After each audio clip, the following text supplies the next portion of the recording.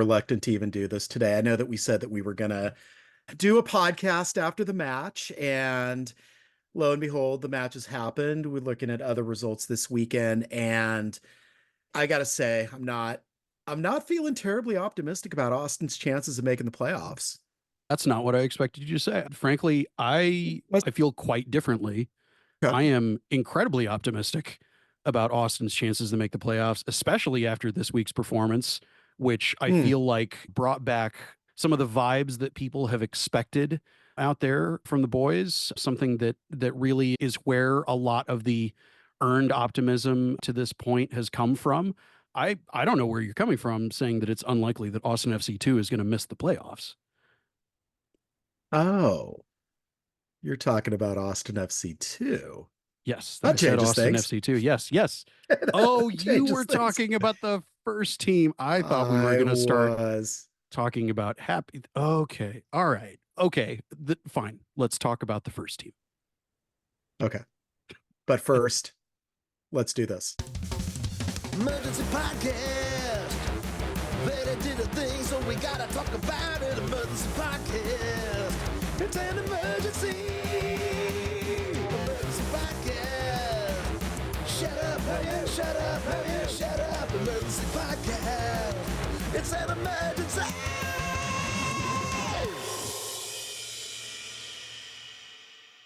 Hey, a hearty hello to you all, and welcome to Emergency Podcast, the Austin FC podcast, where we talk about all the Austin FC emergencies and all the Austin FC 2 emergencies, although less emergencies for VerDos, less sadness for VerDos than, of course, for who lost another game against a Canadian team last night, bringing, according to playoff status, their chances down to 4% to make the playoffs. And again, by playoffs here, we are talking about the play-in game. They have now a less than 1% chance, according to those metrics, to break into the top 7 and make the quote-unquote actual playoffs. I am here with Moisés, who has been optimistic about both teams' chances. And we're going to get first into talking a little bit about VerDos, because he was out there on Friday night at Palmer Field watching VerDos against DynamoDos, I guess we could call them. I feel you leading in saying that I'm the optimistic one. I might disappoint people if they're thinking that I'm the guy of calling the 5-game streak, which for maybe the third time, I'm going to clarify. I called a 5-game streak because that's what they needed to comfortably get into the Mhm. playoffs. And we definitely didn't see that happen, did we? They I are guess, on a 5-game streak. It's just a 5-game losing streak that they yeah, yeah, started. a different kind of 5-game streak than the one they really Mhm. needed. But I guess to chat a little bit about the second team, and then I think maybe we'll loop back around at the end to talk Yeah. table dynamics, because I think that'll dovetail nicely into the narrowing multiverse of options for the first team to get there, which, to be Mhm. clear, neither one of us is happy about. Neither one of us was having a great time this time last year looking at what the fate of the first team was like. We This were isn't not. something that we celebrate. But It the is thing not. that the narrative that I think there is to celebrate, I've been checking in with, talking to their coach, Brett Utley, after Mhm. most, if not every home game and a couple of away games this season, just looking at the story of this season following a championship in a third division developmental league where the tickets are $12 and the pitchers cost what a single beer cost at Q2. You And can that take them into the stadium. you can bring your own steak dinner from home into the stadium. It is that laid back. Just don't make a mess. Tidy up after Yeah. yourself. I saw some folks out at the Houston Dynamo 2 game that were going to a Permer Field game for the first time. Dedicated, Okay. heavily involved members of the fan base on the first team side of things going, the second team's probably going to beat Houston. So maybe I'll go have a good time on Friday night before maybe something bad happens away on Saturday night. And it was the kind of vibes and atmosphere that have dipped a bit throughout the season, where Mhm. first season for the second team, the stands were pretty much full just about every single time, unless there was a serious weather delay or really adverse weather, something like that. And it was a return to form for the team as well, who were headed toward a 3-0 victory until literally at the death, Houston scored one back, which, Mm. it's disappointing to not get a clean sheet. But one of the things that I like about Next Pro as a developmental league, it isn't so much that the stakes are lower, it's that you're literally watching the development of the next generation of professional players, whether in MLS or other leagues that they may drift away to. But it's certainly the intention of Major League Soccer as an organization to see that kind of pathway and see that kind of development. They want, not because they want to put the thumb on the scale for Austin or something. Lord knows we have loads of evidence to the contrary about that. But they want that narrative of, look at Micah Burton, look at the homegrown who came up through that academy, got the first team contract, played with the second team for a couple of seasons, ended up moving up to the first team and having success, having that kind of, his name's Kevin Sullivan on Philadelphia. Was that his name? Yeah. Having that kind of Kevin Sullivan sort of narrative. That is what Major League Soccer as an organization wants to see. And it's what, with limited data to work from, I feel like the Austin FC2, Austin FC dynamic has delivered so far. You've got guys like CJ Fodre and Jimmy Farcarlin, sometimes called Bryant by the announcers or their coaches, sometimes both. Jimmy sometimes Bryant. Called Jimmy. I call him Jimmy Bryant. You call him Jimmy Bryant. It sounds like he's opening a steakhouse or a barbecue pit. Come on down to Jimmy Bryant. That sounds great. I would go there twice a week. But those guys, they are on opposite sides as wingers, and they are roommates. And over the course of the season, you've gotten to see them. If you've been watching those games, if you've been going out to Palmer Field, you've gotten to see them find that connection and find that kind of dynamic that in recent games of the first team, for example, we've seen some really positive progress, for example, with the pairing of John Gallagher and Osman Bukhari, who have only been playing with each other for like a month and a half. So long story short, to me, the interesting thing about the second team season is, though they've been prone to red cards and a lot of yellow cards, a lot of hot-headedness, that's the stage in development that these guys are at. They are at that liminal stage between the academy and the real pro leagues.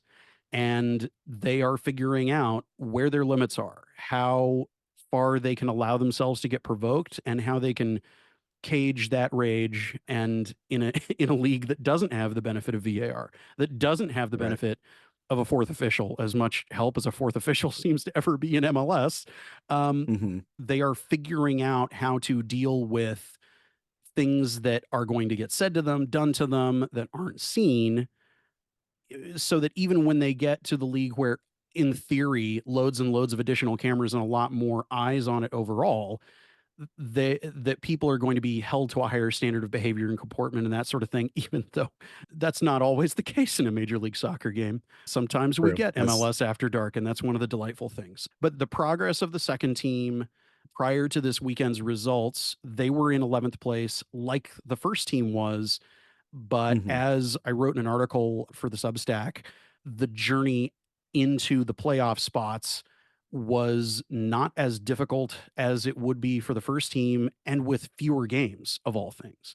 At the time the games kicked this weekend, it was 4 points separating 8th and 12th places. And Austin was playing the 8th place team, and now Austin is in 8th place at the time of this recording, which I say because if the results don't go their way in, I believe it's a Minnesota game and a Sporting Kansas City second team game tonight, as long as those two teams don't outright win, they can win in PKs, in a draw, they can lose the draw, they can outright lose, and that's fine. But I think it's only SKC2. So if SKC2 outright win, they will be tied on points with Austin FC2, and Austin FC2 will drop to 9th based on the first tiebreaker, which is outright wins, not goal differential, outright wins. So just like the first team standings, which again, it's puzzling, it's perplexing, but it's MLS. It's a choice. It's a choice. But yeah, and then the journey from here is Austin FC2 is going to play first place in MLS Next Pro, North Texas, aka First Go To. And then that's an away game in Arlington, at the former ballpark in Arlington that still has a pitch that looks like a ballpark. And then they come home for 2 games against a depleted and on a big losing trend since the beginning of July, Vancouver Whitecaps 2, and then the town, aka the artists formerly known as San Jose Earthquakes 2. And I am rating it as more likely than not that they stay within one of those top 8 places. The top 4 are already locked and already guaranteed to go through. And it energy and cohesion, lack of injuries, roster depth that these guys have. Other first teams are using their top second teamers for roster depth that is going to affect their availability for their last 3 games. And teams like, honestly, for example, North Texas, they probably have guys that they want to have available for Frisco's remaining games so that they can try to get above the playoff line on the first team, because they are right there neck and neck with Austin's first team. So there's some interesting dynamics like that I'll get into a little bit more later, along with some of the weird number juggling. But if you know what's good, if you're an Austin fan in the North Texas area and Arlington isn't too far of a hike, I anticipate that North Texas game next Sunday after the first team plays Houston here at home. I expect that second team game to be real good. And if they win that game, I would bet it all on Verde. I would say absolutely they're definitely making it to the playoffs. Because it's Choctaw Stadium, which is named after an Oklahoma casino. You could just drive a little farther and bet, but I don't think they actually have sports betting in Oklahoma at this time. So you could go, you could gamble in other ways, and then you could go see a game if you wanted to do that. Yeah, I did want to talk a little bit about that. I'm glad the vibes have been back. Obviously, last year was fantastic, but again, you had Damian lost. You had a weird game where Maxime Crepeau was doing kind of a injury rehab tour and ended up taking a PK in a PK sequence, which was a lot of fun. LAFC 2 loser Maxime Crepeau. Poor guy. Yeah, it's amazing. But yeah, one thing I was wondering about, and we'll get into first team stuff in a second. We'll loop back around to VerDos to end this on a happier note. But one thing I've been curious about is it seems like Micah Burton has had a little bit of a bumpy patch with this year's VerDos team in terms of his development. There's this kind of expectation that we signed the first team contract. He's on a supplemental, playing most of his minutes, all of his minutes really with VerDos, and it seemed like he's struggled some this year. And I'm just curious about what you've seen from him, looking at him this year and then where he's at right now. He scored a brace, and a couple times it looked like he was going to take that Hattie home on Friday night. He has definitely improved over the course of the seasons. This one game wasn't just an aberration. The thing that I found myself saying to other people earlier in the season, and which I don't think he would deny even, is that fabled stat, that X-Dog stat, his X-Dog was just not there. For some reason, he was getting 1v1'd and run all over the field by guys on other Next Pro teams. And if you're getting run over like that, you're not going to get those first team call-up minutes. Surprising for him. It based on expectations, yeah. And one of the biggest assets that he has, this is something that is true of Osman Bukhari, it's true of Jimmy Carlin, CJ Fodre. He is a speed demon. He's got the gas in the tank. He knows how to hit the afterburners and just blast away. And whether it was an issue of confidence or focus or whatever that je ne sais quoi connection of situational awareness with one's teammates is, whatever that is, that was what was lacking for him. And we've seen players on the first team go through this. I think arguably you could say that Driussi has been in something of a focus drought where it's, and still is. And still is. Like, we forget where he is on the field, and you wonder if he's forgotten where he is on the field. Full respect, no offense to him, but for whatever reason, whether it's the tactics and the positioning or the dynamic between people, it's just not working out. I hasten to say not quite Saturday night. Like Saturday night, like I do think that his return to the midfield, and we'll get there in a second, but I do think that there was improvement from him last night. So I completely agree. And that sort of progress, that like that exact thing is what I think I'm pointing to with Micah Burton, where whatever it is that they've been doing on the practice pitch, as we know, and this is no insult, frankly, you know, they should be something of a black box. Mystery box within which, you know, the sorcery happens and their opponents can't know. Whatever has been happening on the practice pitch, whatever has been happening in just figuring out the interpersonal dynamics between young guys who can get hot-headed and get very focused on themselves, and, you know, how they're the next Aubameyang, which maybe kids shouldn't want to be the next Aubameyang at this point, or the next CR7. Whatever that journey has been, Micah has been in much more consistent, solid form, I would say, for the last couple months. Okay, that's good to hear. That's really what I think it comes down to. As a team, they are Sal Masafero, people assumed, oh, maybe he picked up a knock or an injury. That's why he's in the stands. That's why he's not even on the team sheet. Sal Masafero apparently got a red card after the Minnesota 2 match for an unstated reason. and there's a bit more mystery in Next Pro when it comes to injury and disciplinary reports. And I think that's some of that's by design. But Sal is the one who, the last time that the second team played Houston, when I went out post hurricane to Shell Energy because they couldn't play at SaberCat because there was no power. At that game, Anthony DeAnda got red carded, and Sal Mazzaferro was the captain among various captains on the field who grabbed one of his teammates, and I audibly heard, "Hey, cool it. It's not worth it. You saw what happened to DeAnda." For the voice of reason guy to get some sort of a disciplinary red card after a game, tempers run high for these young guys. And Brett has acknowledged that as an ongoing thing that they have had to keep working on. Sometimes with the same guys, sometimes with guys who just have an off match, have an off weekend, something from off the field that they bring in the back of their head onto the field. Would say that they are showing more of the kind of cohesion that this team showed last year, and then went on the road as kings of the road and defied various expectations and made money on Benny Feilhaber's scared money. So I would say it's definitely not it's not even just mathematically possible that they make it to the playoffs. I feel that they stand a solid chance to make it in and have a reasonably solid run, because I feel like a lot of them want it more. And it feels like other players in Next Pro are seeing Next Pro as, well, this is going to get me to my next job, or I really want to be playing with the first team. I literally don't care what this team does. These guys really care about actually coming out of the depths of the underworld and the bottom of the table and getting that second star. As much as people might think, oh, it's Next Pro, it doesn't matter. These kids, these guys, these men, this band of brothers, they really do want it. They are defending a championship after all. Yeah. They feel like it's attainable too. And I feel like at a certain point toward the middle of the season, they maybe were telling themselves, there go our chances. And whatever it was that turned it around, whether it was various guys coming back off of injury, whether it was some of them getting some first team minutes and it motivating other guys, and they've had additions to the roster, even though we were told, oh, probably not going to be any additions during this window. And suddenly they have 4 new players. I don't know. I can't wait to see their new Irish striker actually get some minutes, and he might against North Texas, since things are constantly moving with them. Peter Grogan. Signing of the summer.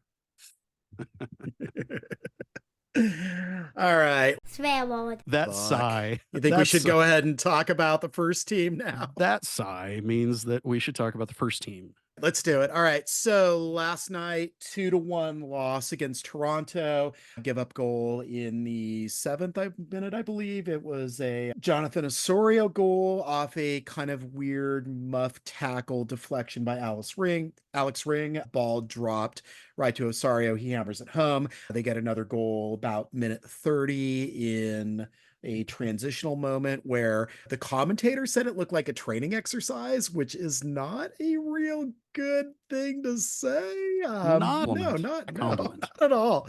And then, of course, Owen Wolff as a sub gets a great goal back. Driussi engineering a lot of chances. If you looked at the MLS stats work, they're doing excellent work over on Twitter, releasing just all sorts of game maps, heat maps, charts, whatnot. He had the best goals added by far on the team, definitely creating chance after chance, being a real facilitator rather than the false 9 that we'd seen. I thought that was a much better role for him, but nobody could really get in on the end of it. Bukari at points, he looked like a number 10 in terms of how he was playing inside and what he was doing, facilitating at a really nice setup for Obrian, which Obrian couldn't finish. Bukari had a nice one-on-one himself. He couldn't finish. Driussi had a one-on-one. He couldn't finish. And Josh Wolff talked about that after the game, and he said that even I could have put away some of those chances, I think, just because. And he came back to that again later. He did, which is why I had to comment on it. Like, I was just going to let it go. Like, it was funny, but he brought it again. So I had to say, okay, look, Phil West, I'm not the number 9 that you're the number 9 or the number 10 they've been needing all season, Phil. What have you been doing in the press box? I am not. As I said on Twitter just a little bit ago, like, I am not particularly good at running or defense, or I am firmly in Gen X. I'm 5'4". I'm not the striker that Austin FC is looking for, but I don't know. Like Josh apparently thought that, I think in particular, he was talking about the ball that was bouncing around after Pereira's corner kick, which he talked about whiffing the tap in, which again, if you saw that, it was painful. You knew it felt just like destiny of Austin not making the playoffs was weighing in on the team with each of those missed chances. And I know that Jorge talked about like the goal being a Hail Mary, but quite frankly, I wish they would try more stuff like that. Again, those kind of like occasional route one balls that catch defenses off guard. And I thought Heinz Ike did really well, especially got a yellow card pretty early, knew he was going to be suspended, hung in there. I thought played a pretty solid game overall. Put in the again, shift. except for yeah, except again, same deal as a lot of the games during the season where you have these transitional moments, occasional where Austin falls apart and lets in a couple of goals, and that makes the difference. That's how Austin exited Leagues Cup against LAFC. Like they had a lot of chances, really good things, but 2 moments in transition. The first goal was Lloris essentially hoofing a route one ball down to Bouanga, and then weird bounces on the turf, as Josh Wolff talked about, but also more that Dennis Bouanga and goals are inevitable. So I want to talk a little bit more about that goal, but because you brought up transitional play, here's one of the big things that I have observed watching the chatter of the fan base in Slacks, in Discords, and various different places on Twitter and so on. And regardless of how expert people may be on tactics or consider themselves expert on tactics and stats and all that kind of stuff, it doesn't matter. That the most common thing that I've seen across people who follow Austin FC is a reflexive dread about transitional moments. It is, you expect something bad to happen. And it's not out of, oh, let's have a fun reason to nail the coach for being terrible or the players for being terrible or this thing or that thing, or for me to grandstand and make myself the genius of the moment who from my armchair could coach and play this team better than this person and that person. It's not that. It is, you don't have to be that expert of a viewer to see it. It's just there. On the goal, one of the things that I think is most unfortunate is, and I want to be very clear about Hannes, the familial relationship between Josh and Owen Wolff, resulting in Owen Wolff never getting his flowers without some sort of conditional, the coach's son did blah, blah, blah. There is that sort of thing tagged on things. One of the things I really enjoyed in the commentary was it being noted that was the kind of thing that Bergkamp did. And I felt like that was a very apt comparison. Like that was excellent play. That was the kind of thing that, of course, immediately led to people going, why wasn't he playing the whole game? He knew what he was doing. Why wasn't he playing the whole game? Always a thing you hear about Owen Wolff. Yeah, not always. Not always. People going, why is he still in the field? Why isn't John Gallagher on the field? Why is he Owen Wolff starting again? Oh God, Owen Wolff is the worst. And then suddenly, where was Owen Wolff? Where was our savior, our prince? Maybe it's the facial hair and the villain era Owen Wolff thing. Maybe he got to hang. Great. He looks more threatening. I don't know if it's the facial hair or just the vibe. It is. It's a little bit of both. It's good. It's good. It is a good thing, man. Lean into it. Owen Wolff, I'm sure, listens to this and every other thing instead of dreading every possible bit of media about himself or the team. I am not saying he is the greatest player of all time. He is a better player than he is often given credit for. I feel like, similar to John Gallagher, a lot of negative opinions about him as a player have unfortunately been a result of the way that he has been employed. Sometimes out of necessity, as we saw earlier in the season, both of these guys being Swiss Army knives that can be deployed in various different places.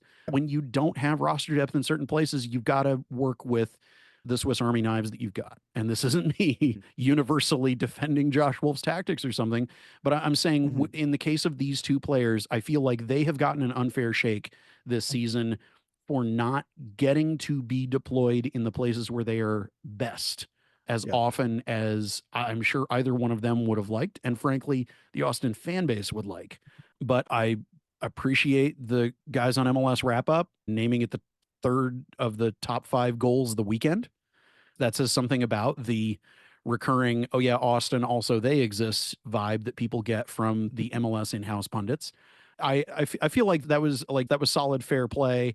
And I'm glad that it's not just us that are paying attention when, whoa, suddenly Austin's XG is nuts, but why are they not doing anything with it? Yeah, again, when you're the 11th place team in the West, you're not gonna grab headlines over Yeah. what was, for example, a really bonkers El Trafico. Yeah, it was weird though. Again, I thought great goal from Owen, great service from Heinz. It was a good positive moment.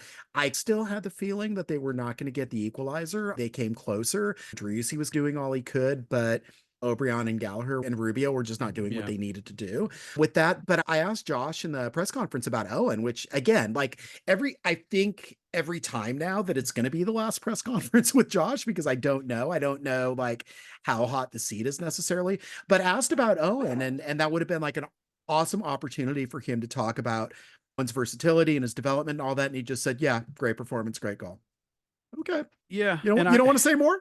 And you don't want to say more? I think, again, it's an unfortunate thing for both of them that they have the familial connection that they do, because Josh, and I completely understand the reflexive reaction of he's just a player. He's just some kid who plays for me and he's good. Yeah, it was a good goal. Did a really good thing. It was a good goal. It was a good goal. Minimum adjectives. Because he wants to limit potential accusations of favoritism. I get it. Doesn't make me like it anymore. I would love, when Owen Wolff has the game of his life, I wish that, not because I wish ill on Josh. I'm trying to be very careful about stuff like this, because people are very fond in moments like this where there's heat on the coach to take things more seriously than they're said. But I wish Josh would suddenly get a horrible case of food poisoning. And Davey Arnaud had to do the press conference so that we could get a coach who didn't feel like they had to hold back in effusively praising the player, because also that's my kid. I tried asking him at one point earlier in the season when Gavin Wolff played some minutes against RSL2, aka Real Monarchs, which, yes, translates to the Royal Monarchs, the Royal Royals, the Double Royals, the Double Kings, the Two Princes. Are you saying that's a redundant name? Redundant, repetitive. You could say when they played those guys, Gavin got his first official pro minutes. I asked him about that, and I got a similar response, which was, no, didn't see it. No, I missed it. I was like, okay, you weren't even watching. Cool. Yeah, it was. And the kind of, I think the fan base has labeled it Josh's stank face. He immediately switches to stank face when he gets asked a question that touches any layer of the third rail, which is, by the way your kids play for you. Yeah. Come on, man. You don't have to look that annoyed. You can brush it off and be like, yeah, okay. Or great, blame us for trying to get something out of you. We just, come on. You're allowed to have a public opinion about, like when Phil Neville's kid follows him from team to team and John Herdman's kid follows him from team to team, they'll talk about their kids. People are going to say what they're going to say. You saying one nice thing about your kid is not going to change people's impressions or what dumb crap people might say about you on the internet that you say that you don't care about and don't read. Right. But maybe somebody is reading that for you. And maybe somebody's reading that for you. The good bits. Yeah. And while you're smoking your pipe in the pipe lounge or whatever Josh does other than play golf. Yeah. Yeah. David has actually been to 2 press conferences, because he coached once when Josh got COVID and couldn't make a trip. And then once when Josh had yellow card accumulation and was watching from a box next to us on the 4th floor, the West Stands. And then he wandered down like after anyway. And I asked him a question, and then everybody started gathering around him. And Josh is like, can I do this? Can I answer questions now? And Ryan was like, yeah, you can. And that was the game. That was the Colorado game where Abubakar basically became the villain / molested Driussi and nothing happened. Yeah, that's when Abubakar signed his death warrant with the Austin fan base, and everyone has hated him since. We'll see if there's a return to that topic in a couple of weeks. The things that you pick up on watching the broadcast, one of the things that was really tough seeing in the locker room after the Vancouver loss, I have never seen Gyasi Zardes that deflated, that muted. And I saw bits of that on his face before the second goal had even come, before the game really got all the way away from them. And, following the team this whole season and half of last season as a member of the press, That's one of the things that is really rough, is seeing it wear on the guys that are usually the ones that and you can tell, and by reputation are the veterans who help keep the locker room motivated. They're not everybody's closest buddy. They're not, they're not all mobbed up like the South Americans are a crew of their own.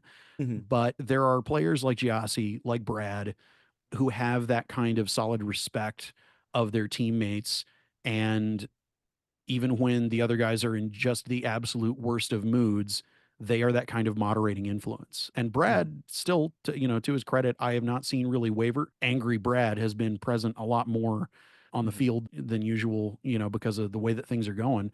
But at least in the locker room, he's still keeping things going. But Angry Brad is get him next time, Brad. But Giassi, as has been noted on the show, I am Giassi Zarda's defender number one, Giassi Zarda's goal contributor supreme during the team's worst times.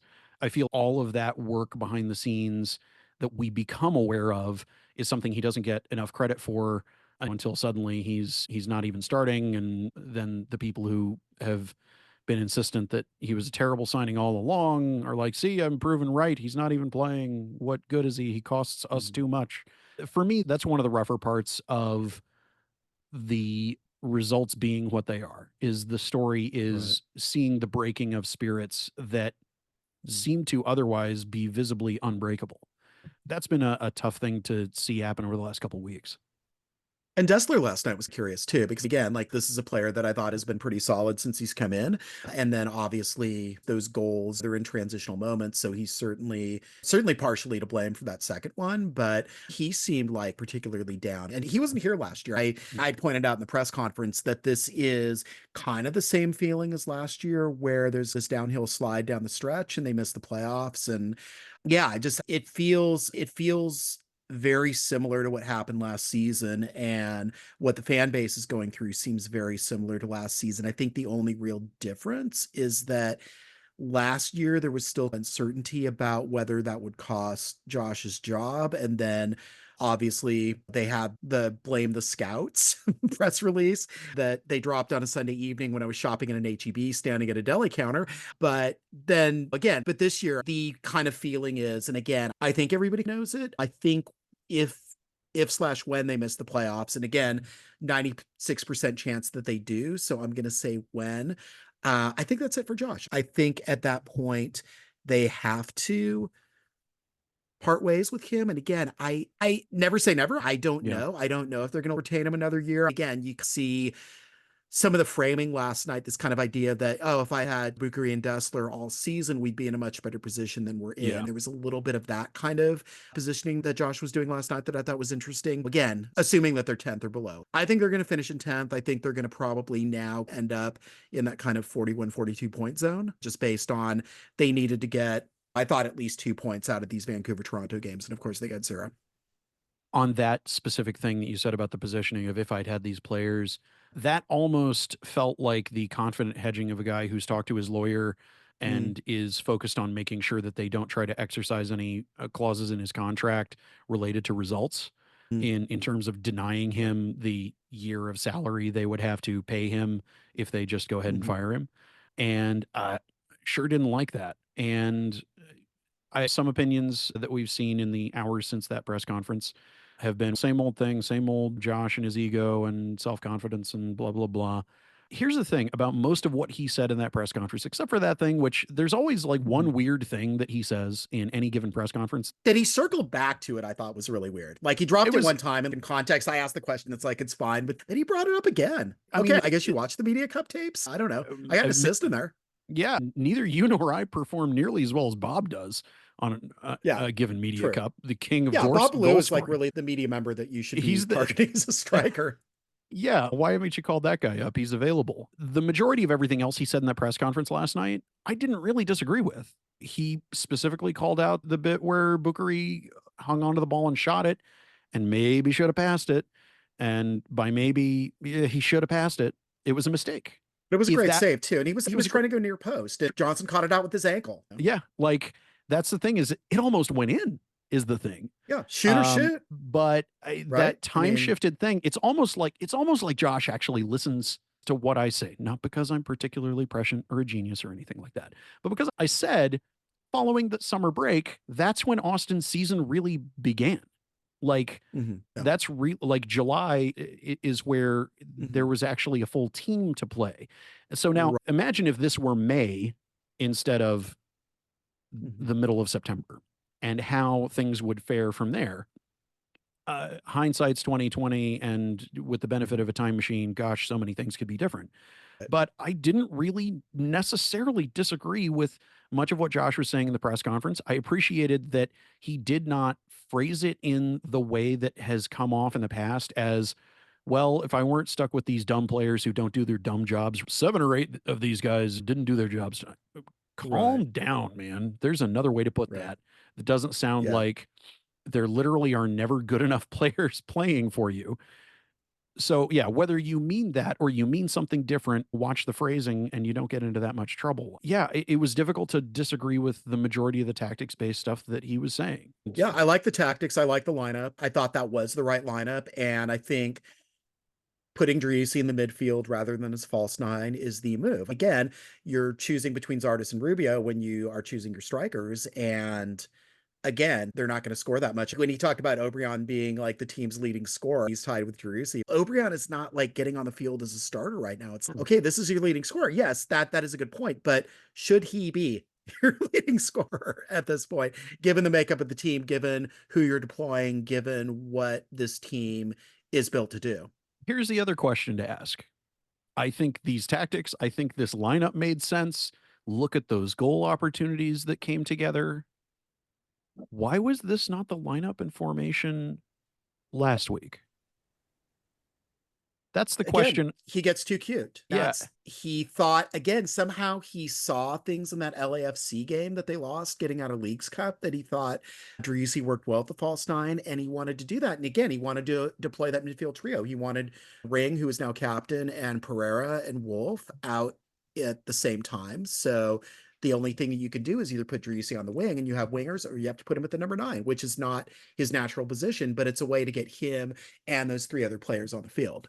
And since we recorded last, the midweek press conference with Josh and with Alex as the player offered, I asked Josh, not knowing that Alex was going to be the player, and then later Alex, I just repeated roughly the same question. I was like, so with Alex having the armband back on a regular basis for a number of weeks now, how do you feel that has been playing out and benefiting the team in terms of having him be the one who, according to the very strict rules about who can talk to the ref and how often and that kind of thing. I feel like I actually got a satisfactory answer out of both of them that was mostly a non-answer. But the one bit that we got out of Alex was maybe it helps out with some of those early yellow cards that I would get from talking to the ref too much. And I'm like, you know what?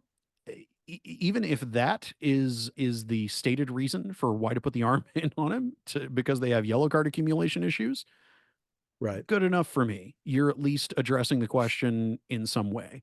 And I appreciated that, I guess Josh had picked up on the fact that I'm not trying to get under his skin and get him or something like that. I just want to ask the questions that people want asked. So as certain as it feels that we are headed toward eulogizing his tenure, I feel like progress wise, I want to say that there has been at least some growth. Enough. That's, I think I've weighed in a few ways on how I feel about that. But can we get nerdy and talk about that 4% path going forward? First though, I did look it up. Obrian and Driussi are still tied for goal leaders with 5. And again, there are 6 games left in the seasons. Unless one of those guys scores a goal a game, nobody's going to get to double digits. And if you Voltron Zardes and Rubio together, 7 goals for the year. Zardes has 4, Rubio has 3. Which is not great from your striker corps. That could definitely be better. Yes. If you had a number 9 in his prime, perhaps, if you spent DP level or at least max TAM level money on a striker, maybe that could do something. I don't know. Roto probably has these ideas already, but I just thought that I would drop this in case anybody in the front office is listening. So shall we talk the table? Let's do it. So they're in 11. LA Galaxy is the first one that is from the Western Conference that has gotten the magical X.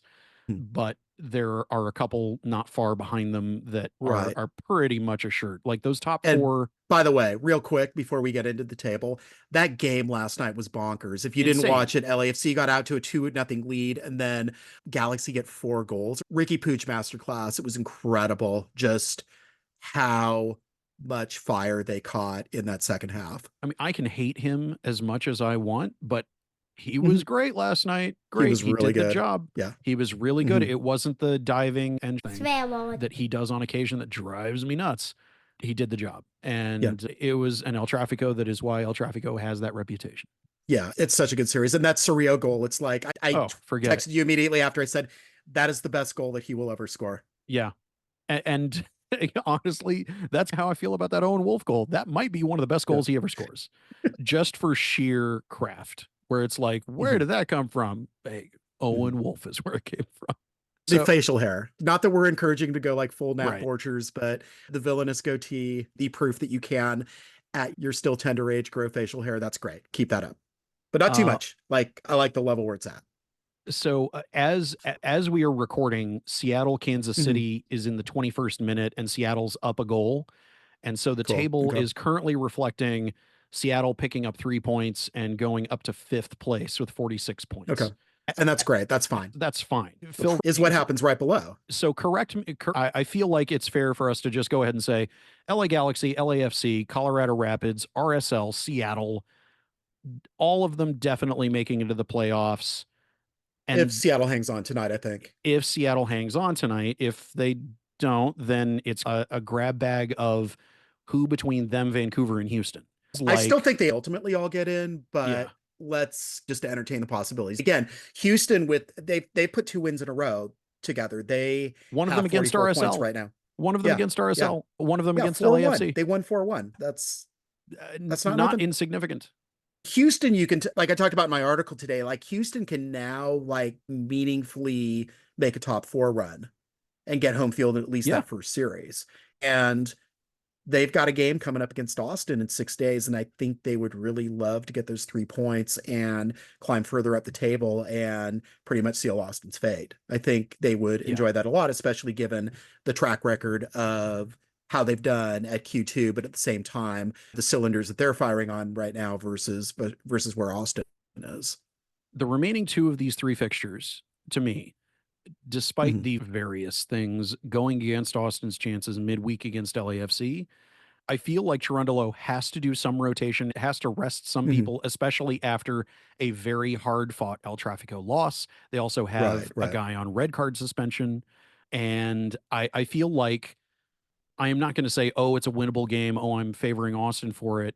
But it could be a winnable game if you take into account that these players are looking at this game and the Houston game as that's it. If they don't do anything with these 2 fixtures, they know that's the end of the season. They can be dejected, of course, and all that, but yeah, of course, like Dries and Heinz Eyck as well as Valencia, they're out on yellow card suspension for the LAFC game too. So there's going to be some rotation. And I think, and we had pointed this out, part of the reason that Pereira got subbed off at halftime, I think, is to preserve him for that game because he was in danger of yellow card accumulation too. And given what the ref was doing, Pereira probably would have done something inadvertent that would have earned him a yellow card if he hadn't been pulled. I feel like we could see a second team call up, whether you want to classify that as a call up or one of the guys like CJ or Jimmy who have first team contracts just for reinforcements, because, you know, missing 3 guys that are, if not starting, always playing in a game at least some minutes. You need to shore up that rotational depth, even if they don't necessarily play. This would have been an Alonso game if Alonso was available. Absolutely. If Alonso had been, if it were possible, I would be shocked if honestly, Alonso might have started this LAFC game. Yeah. If it were possible to call him up, but he's not. We shouldn't even talk about this. Nope. But this LAFC game, LAFC signed 4 of their second team guys to first team contracts the day the window closed.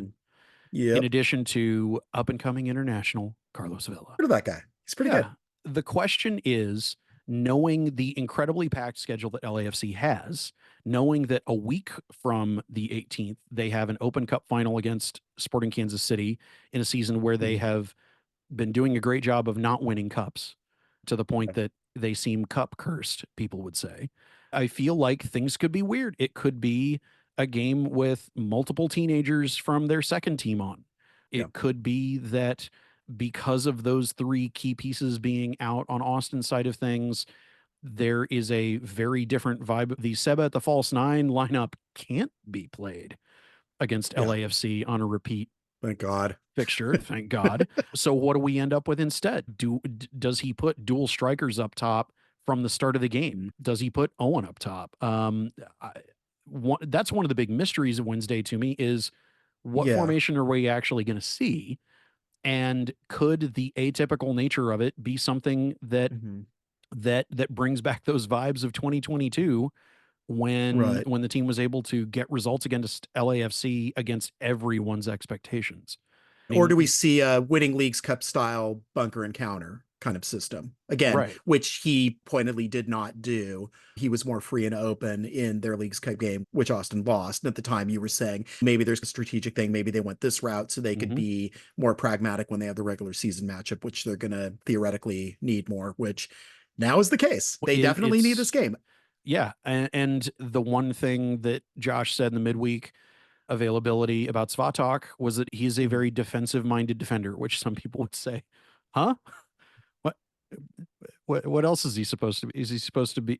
Is he supposed to be able to fly? What other things should a defender do other than to defend?" But also But also, also weirdly slow to acclimate. yeah, Again, we saw this with Radovanovic when he came over, that it took a while to integrate him in. And then once he was in, like, oh, this guy's really good. Like, he's maybe the best center back on the team. And we might have that kind of experience with Svatok too. And again, the way that Josh was hinting is that he would come in as a sub. So I'm guessing at this point, because I think Väisänen is in some kind of doghouse. So I'm thinking it's probably because Conte hedges, and then Biro yeah. Dessler in the back, and then your midfield trio, Pereira, Ring, Wolf, and then you'll probably see Zardes, Bukari, and either again, Galley's still probably a little new dad lagged. CJ Obrian Fodry on and the other Jimmy wing. Farcarlin.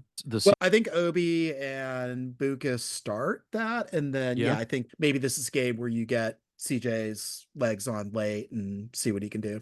Yeah, I think that the team actually having roster depth is something that people are still getting used to, of course, just as Mhm. the season is effectively about to end.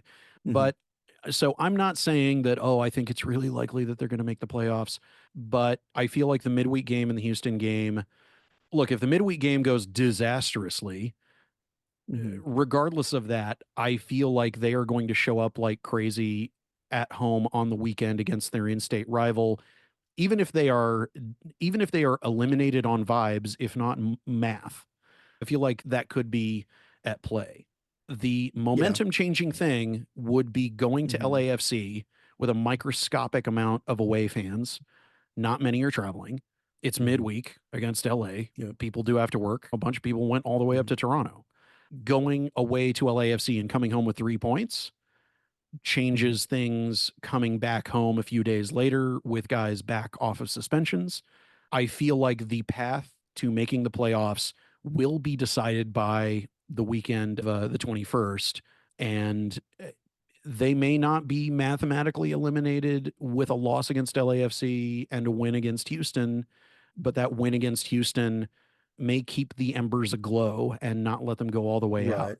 But Yeah. if they then go into a few days off and then come back into that home game against RSL, look, if they can pull off what Houston did against RSL, a team that much further up on the table than them, Mhm. that back to back off of a win from Houston, that momentum and math, if they pick up 9 points in 3 games, which Mhm. again, I'm going to get labeled the guy who thinks they're going to just outright win games in a row. There's your I optimism. Yeah, it's the only way to have that 3 game streak is if they win the first one. But even if Right. they just win the second two Mhm. with that home field advantage, maybe they have the yips. Maybe, people just figured out how to finally break RSL.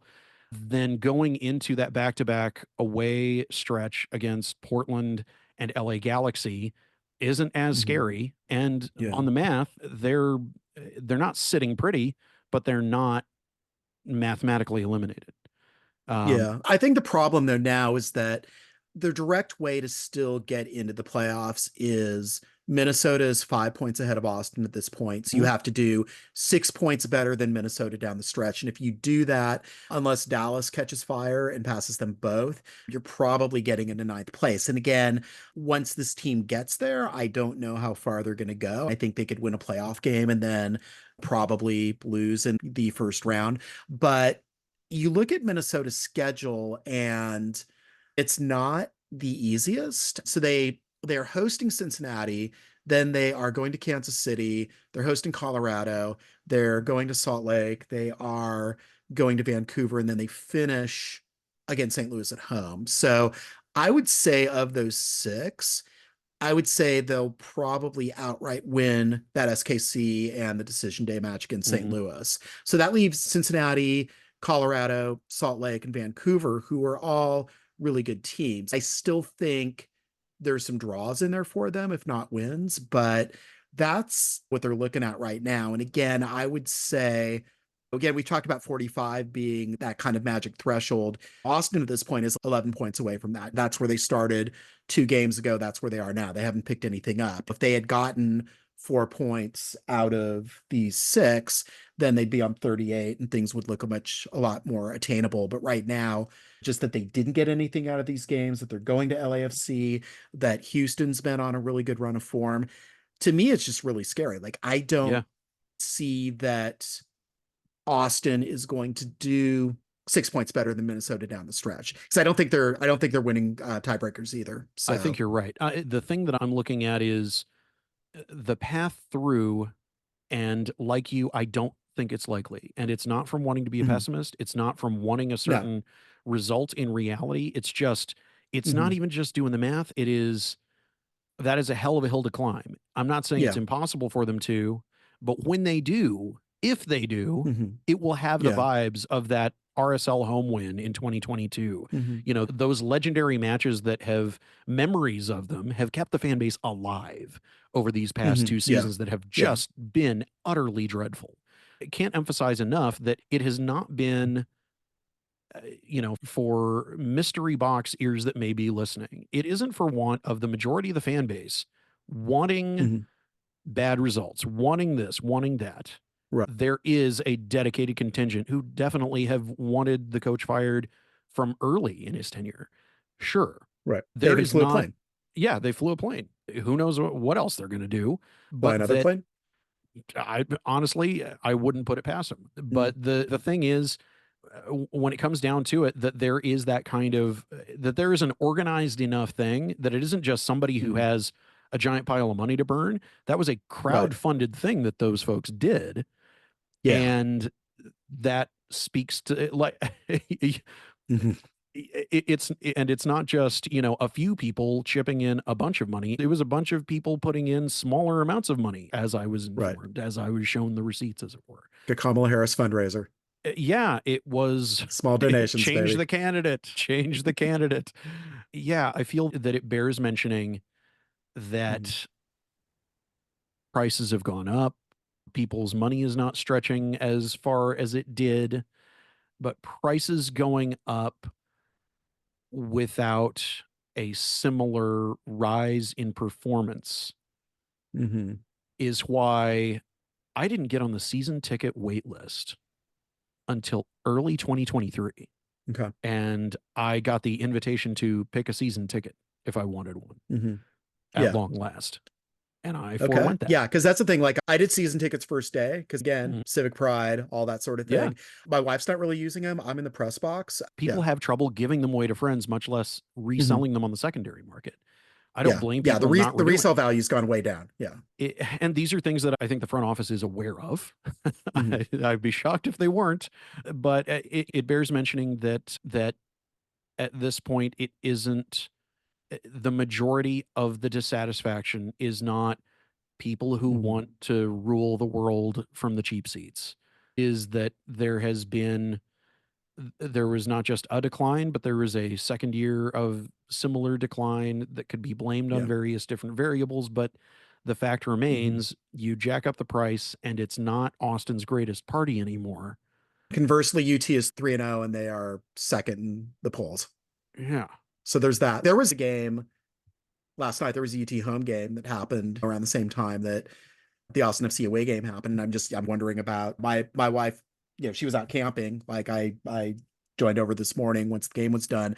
But yeah, she had an offer to go to the UT game and like seriously considered it, even though she's not a football fan. So just because it's fun and that you will see winning. The other part of this that comes to mind is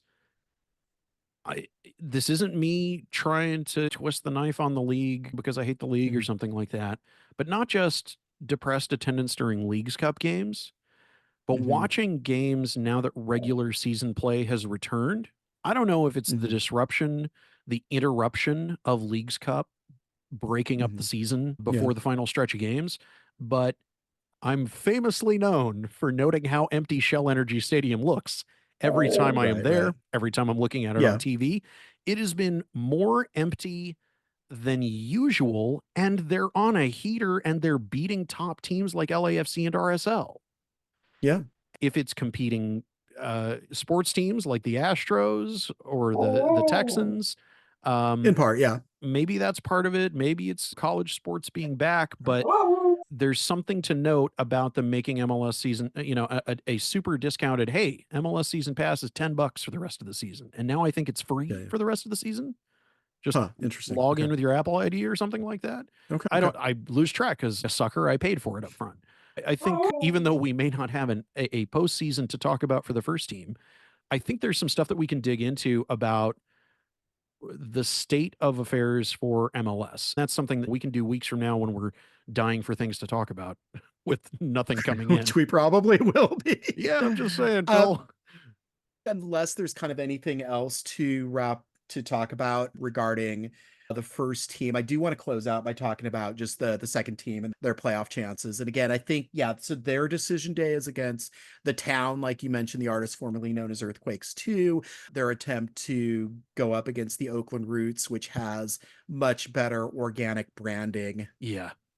But that's a whole other matter. So let's talk real quick about where VerDos is at. And again, if you really crave playoff soccer, then what's it going to mean if Austin FC 2 gets into the playoffs? I imagine that they're going to be on the road again quite a bit, given where they're probably going to finish. Yeah, the math, and I could have gone way exhaustive on it, but suffice to say, it is unlikely for them to, it's impossible for them to break the top four, which would guarantee them home fixtures early on. But at this point, it really looks like they are going to be battling for 7th or 8th. And if you want, listening to this, if you want more detail on their playoff structure and, some of the various results that they want, I'll go over a little bit of that, but I know that there's only so much that people to actually retain. The important thing to know is that the top 4 spots are locked in the Western Conference. North Texas, St. Louis, LAFC, and Tacoma definitely making the playoffs. In order behind them. And winners get to pick who they're going to play, too. Right. It's not just seeding. It is pick your opponent and home field advantage. Which is awesome. I love it. And it's feisty, and that's what gave us the scared money derby between SKC2 and Austin. So North Texas is on 54, St. Louis on 49, LAFC on 45, Tacoma on 43. The reason I mention this is that I think 43 is the magic number. If Austin can get to 43, then they're totally fine. They're on what right now? They're on 34. So Phil, that means with 4 games to go. That means actually with 3 games to go. So that's the joke, Phil, is if they win all 3 of those games, they're fine. They're fine if they win all 3 of the games. Oh man. But that's them tying Tacoma as they currently stand on points. But if 43 points locks Tacoma as getting into the playoffs, I think even despite the outright wins tiebreaker, which is dangerous, and they are close with other teams that they are also in the danger zone with on that. Look, if they win these 3 games, I feel like it's pretty solid to say that, yeah, sure, they make the playoffs. But there are other results that make it so that they can, but they're contingent on various things. So just under the... And how many teams go? 8? It's the top 8 per conference, and there are 2 divisions they're in 8th per right conference. now. They're in 8th right now. They're in 8th right now. They're in 8th right now. There's a game, actually, I think there are 2 games going on right now that do affect all of this.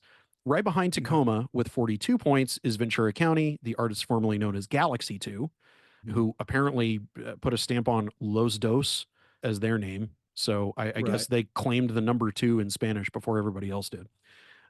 Behind them in 6th place on 39 points is the Town, Vancouver at 36, Austin at 34, Houston on 33, Portland on 32, Kansas City on 31, Real Monarchs on 31. That's tight. Okay. That's tight. And St. Louis and Mini are tied right now in the second half. Is that good? That's St. That's Louis fine, and right? Minnesota. St. Louis and Minnesota actually doesn't matter. St. Louis and Minnesota doesn't matter because St. Louis is already in. Minnesota is way back on 24 points at the bottom of the table with Colorado. Okay. The best thing that can happen is Minnesota and Colorado bleed other teams of points. They mentioned that in the article. Yeah. Could they mathematically make it in? Sure. Everybody wants Minnesota and Colorado's second teams to win for once ever in their lives.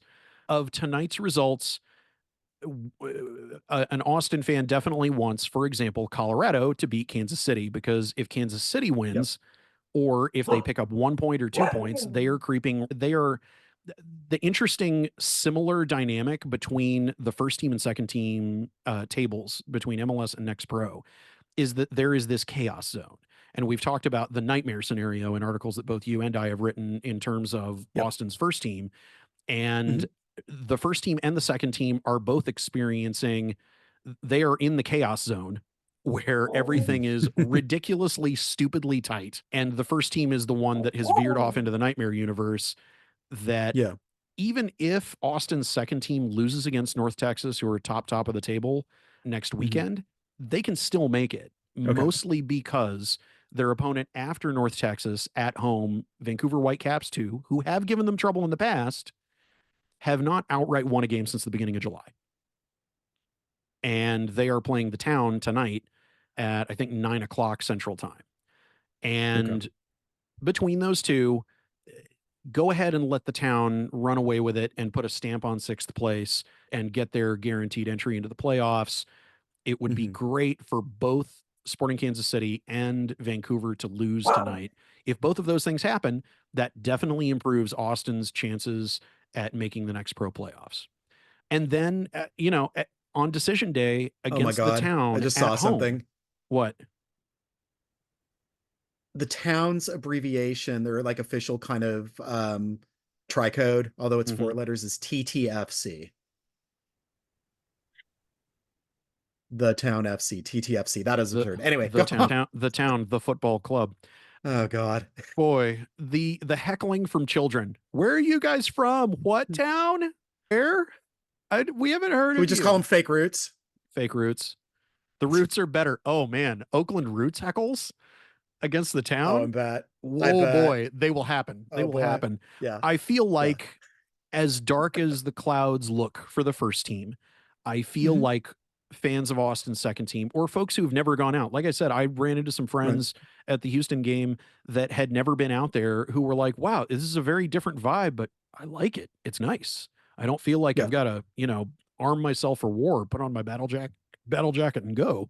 I feel high school like football, but for soccer. Yeah. Friday Night Lights. I feel like if the fans really show up and show out and help deliver that Whitecaps 2 win on the 27th, if there are some real sickos who the night after the Houston home game for the first team drive up to Arlington for the second team game, I think that will actually have a measurable difference on their possible result against the top of the table team.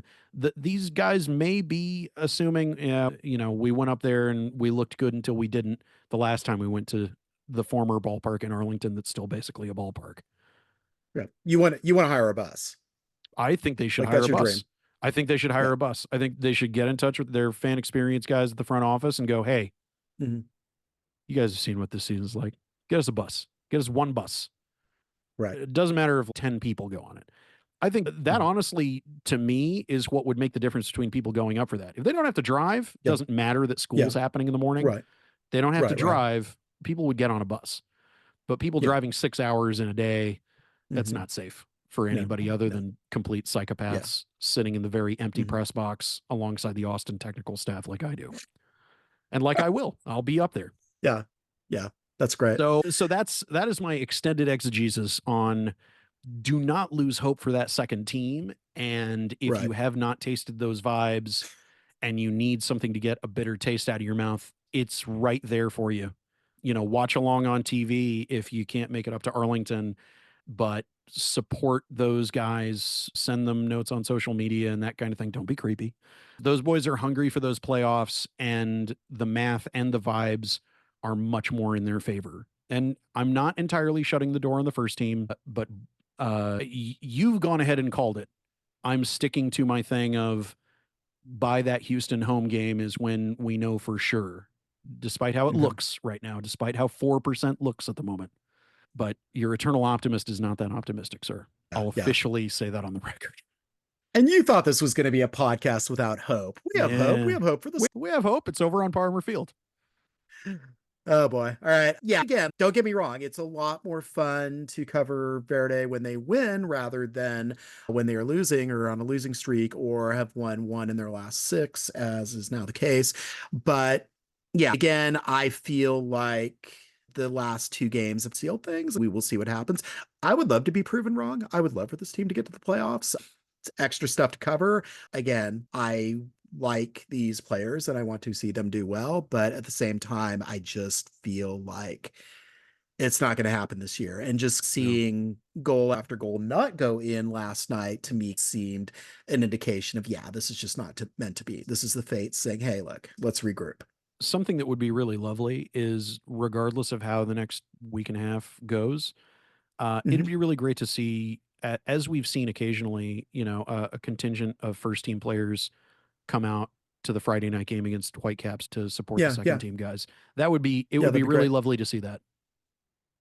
Okay. Just putting it out there in the universe, seeing what happens. Who knows?